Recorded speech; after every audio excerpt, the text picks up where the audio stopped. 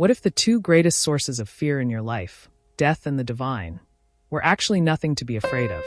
Imagine waking up each morning without dread, no anxiety about what comes after life, and no paralyzing fear of divine punishment.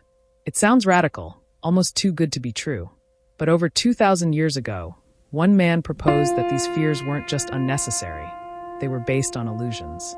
His solution wasn't found in religion or mysticism, but in reason, reflection, and the pursuit of tranquility. That man was Epicurus. Often misunderstood as a philosopher of pleasure and indulgence, Epicurus actually taught a quiet, reflective lifestyle centered on freedom from pain and fear.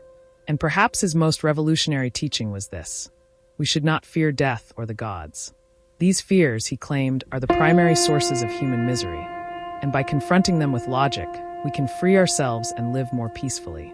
In this video, we'll explore Epicurus' profound views on death and divinity, unpack his surprisingly modern philosophy, and see how his ancient wisdom can still bring peace to our restless minds today. Before we dive into the heart of Epicurean philosophy, let me welcome you to the Unfolding Journey, a space where we explore deep ideas, timeless questions, and the philosophies that shape how we live. Here, we don't just talk about thinkers, we journey alongside them, challenging ourselves to grow, reflect, and evolve. So if you're someone who's curious, thoughtful, and seeking truth beyond the surface, you're in the right place. Let's unfold the journey into the mind of Epicurus. Who was Epicurus? Epicurus was a Greek philosopher born in 341 BCE on the island of Samos. He later founded a school in Athens known as the Garden, where men and women, something rare in that time, gathered to discuss philosophy and live a simple life based on friendship, freedom, and thought. Contrary to popular belief, Epicurus was not an advocate of wild indulgence. His idea of pleasure was modest: peace of mind, simple living, and intellectual contemplation. He taught that the highest good was ataraxia, a state of tranquility free from fear and bodily pain.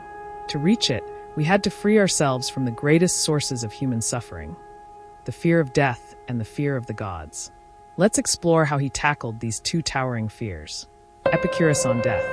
Death is nothing to us. Perhaps the most famous and controversial Epicurean teaching is this: death is nothing to us. At first glance, this might sound like denial, but Epicurus was making a logical and, in his view, liberating argument. He wrote, "So death, the most terrifying of ills, is nothing to us, since so long as we exist, death is not with us. But when death comes, then we do not exist."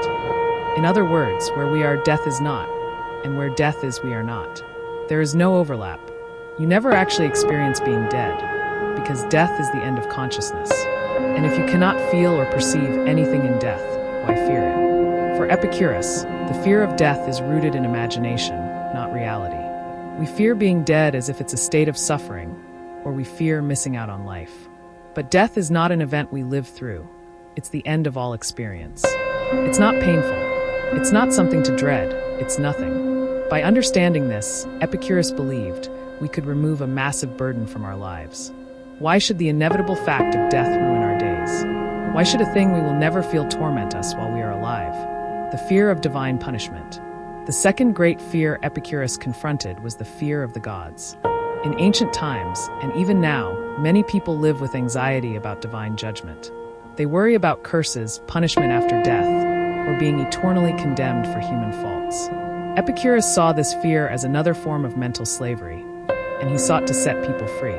He didn't deny the existence of gods entirely, but he redefined them radically. To Epicurus, if the gods exist, they must be blessed and immortal, perfect beings who dwell in peace and do not interfere with human affairs. He asked, why would a perfect, divine being get angry, be vengeful, or punish humans? Such behavior is flawed and emotional. It belongs to humans, not gods. Therefore, Epicurus concluded gods, if they exist, are not interested in us. They don't meddle in our lives. They don't reward or punish. The thunder isn't Zeus angry. The earthquake isn't divine wrath. These are natural events, not supernatural messages. For Epicurus, understanding the natural world, through philosophy, not superstition, was the path to peace. The moment we realize the gods are not out to get us, we can stop living in fear of divine punishment and start living in freedom. Living without fear, the path to tranquility. These two ideas, death is nothing to us, and the gods are not to be feared, are at the heart of Epicurus' path to ataraxia. When we let go of the fear of death, we no longer rush through life or cling to it desperately. We can enjoy each moment, not because it lasts forever, but because it is fleeting and precious. When we let go of the fear of divine punishment, we no longer live under a shadow of guilt and dread. Instead, we become responsible for our own choices, guided by reason, kindness, and the pursuit of a peaceful life. Epicurus taught that philosophy is not just an intellectual exercise, it's a medicine for the soul. And fear, particularly irrational fear, is a disease. His cure? Logic, clarity, friendship, simplicity, Epicurean pleasure, misunderstood philosophy. Epicurus is often associated with the word pleasure, which has led many to assume his philosophy is about indulgence or hedonism. But this is a misunderstanding. Epicurus did not teach us to seek endless pleasure. He taught us to seek the right kind of pleasure, those that lead to peace and happiness, not chaos or dependency. He distinguished between three types of desires: natural and necessary, e.g. food, shelter, friendship; natural but unnecessary, e.g. luxury food, fine clothing; neither natural nor necessary, e.g. fame, power, wealth. To live well, Epicurus said, we must satisfy the first, enjoy the second with moderation, and avoid the third entirely. Chasing fame or fortune only brings anxiety. But eating simple meals with friends in a peaceful garden, that brings true joy. He warned that unbridled indulgence leads not to freedom, but to slavery, to habits, to desires, to addictions. True freedom comes when we need very little and fear even less. Epicurus' philosophy may be over 2,000 years old, but its relevance today is astonishing. We live in an age of fear. Fear of missing out, fear of death, fear of judgment, fear of the future. We're sold the idea that happiness comes from more money, more status, more stuff. And we're taught to avoid death at all costs, even if it means never truly living. But Epicurus offers us another path, one of simplicity, clarity, and courage. He reminds us that the way to peace isn't by piling on distractions, but by subtracting fears. His message is especially powerful in a time of crisis, illness, or uncertainty. When we face our mortality, Epicurus whispers to us, do not be afraid. What lies beyond is nothing. What lies before you is enough. Applying Epicurean wisdom in daily life. So how can we live more like Epicurus today? Reflect on death, not to dread it, but to diminish its grip. Practice thinking about death not as a horror, but as a natural boundary of life. Accept it as part of existence. This frees you to live more fully. Question superstition and fear-based beliefs. Whether religious, cultural, or personal, examine the stories that cause fear in your life. Are they rational? Are they helpful? Are they true? Simplify your desires.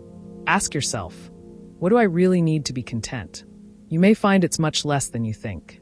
Prioritize friendship and conversation. Epicurus saw friendship as one of the highest pleasures. Build meaningful connections. Share ideas.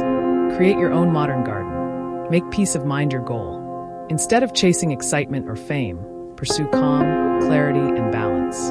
These are the foundations of lasting happiness. Epicurus invites us to a radical freedom, not through rebellion or revolution, but through reason.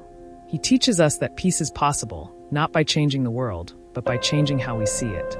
Death is not a monster waiting for us at the end of life. It's simply the closing of the curtain, the natural end. And the gods, if they exist at all, are not watching us with anger or judgment. They are beings of peace, far removed from human pettiness.